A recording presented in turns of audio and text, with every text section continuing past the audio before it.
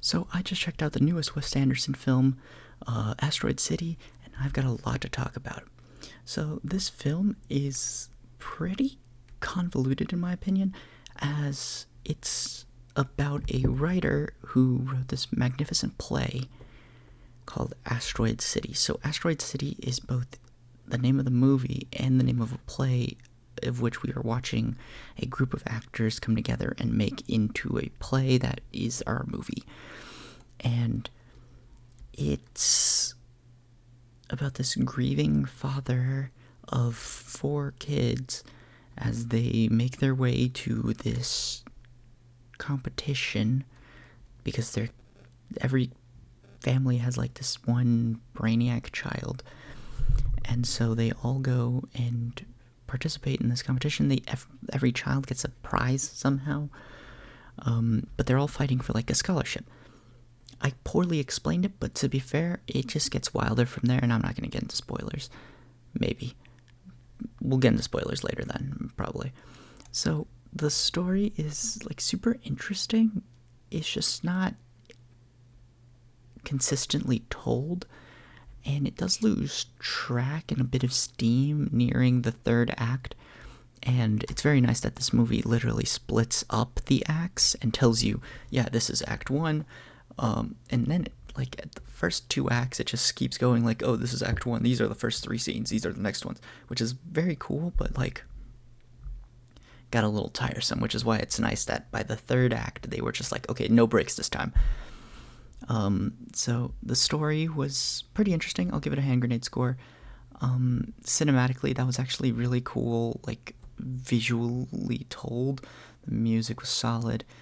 It was pretty funny, and my whole theater was very into it, which is quite shocking. There were more people to see this than when I went to see The Flash, I think, which is quite funny in my opinion.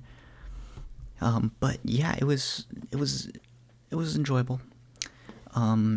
It was funny, and it had a lot of very cool stylistic choices, but I'll get into more of that into the directing section.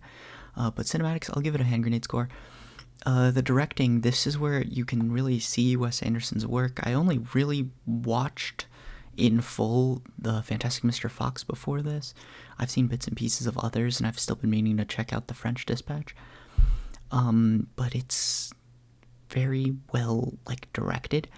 A lot of stylistic changes that I liked. I liked how they're to differentiate the 2 different realities of the film.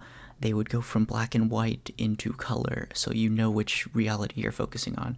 Because, like I said earlier, this is a play and the story of the actors behind the play. So when they're in the play, it's full widescreen colored film, but when they're not in the play and they're trying the backstory of it all, it is black and white in a bit of that old-timey, like, square. I forgot the aspect ratio that it is, but it's a different aspect ratio, and it's really cool to see. Although at some points, a few of the styles get a little just too distracting from the narrative, and it just makes it really hard to follow, but I really enjoyed the directing of this. It's really well directed. So I'll give it a hand grenade score here too. In terms of the acting, there are too many actors to even talk about. Like, who is the main character? I think it's Jason Schwartzman's character, but I'm still unsure because every, like, character has their moment in the spotlight, and, like, Jason Schwartzman has his moments, Scarlett Johansson has her moments, Adrian Brody has some moments, Edward Norton has his moments. Everyone is there, and there's just too much to sometimes keep track of that it sort of distracts from the overall film. I know it's supposed to feel like a play, but it's too bouncy and not really following a thread that you can connect between the 2. In my opinion, I couldn't follow it as well. But the acting wasn't bad, it's just that I didn't see enough from any one particular character to say it was extremely impactful, so I'll give it a Hot Pocket score here. Now it's time for my expectations and experience. Like I said earlier, the whole theater was super into it, so the experience was super enhanced.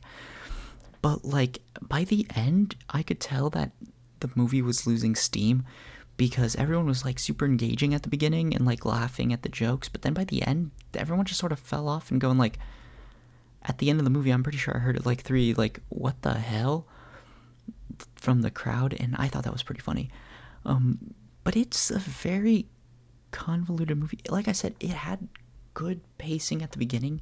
Like, I was never intrigued, but then there was just too big of a time jump from the second to third act, and it does, like, the lack of explanation adds to intrigue, but it just leaves a sour taste in my mouth personally. Like, it was all right, it was enjoyable, like, overall experience. It's just that it didn't have a lasting impact with me, and it just sort of left me confused. Maybe upon a rewatch I'll change my mind, but like I definitely need to rewatch this to see if I can understand this film better. I'll give it, you know what? I'll give it a hand grenade score, mostly due to the fact that it is pretty explosive, and there are literal nukes dropping in the background, making me think that this is a pseudo sequel to Oppenheimer, meaning that Oppenheimer is just a prologue to Asteroid City, which probably explains why I didn't understand Asteroid City. I need to watch Oppenheimer first, then I'll understand this movie. Holy shit, I cracked the case. But other than that, leave a like if you enjoyed, comment down below if you checked out Asteroid City, or if you're planning on it, and subscribe if you enjoyed. Other than that, I'll leave you guys to it.